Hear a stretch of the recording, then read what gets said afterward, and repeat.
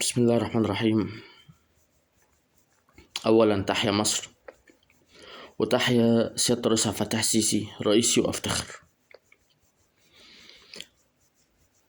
أنا هبدأ من النهاردة اليوم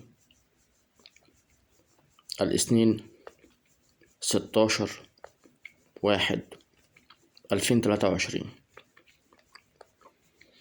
مقاطعة أي حاجة غالية بما فيهم الدخان، سواء سجاير أو شيشة. أنا ما بشربش غير سجاير بس.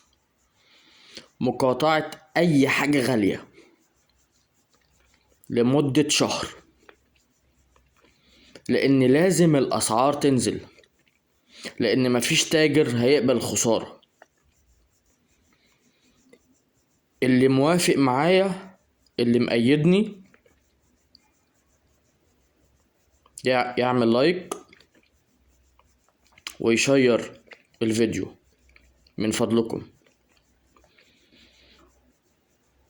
مش هنشتري أي حاجة غالية. التجار قالوا هنغلي لما البورصة تعلي، لما البورصة تنزل هننزل معاها.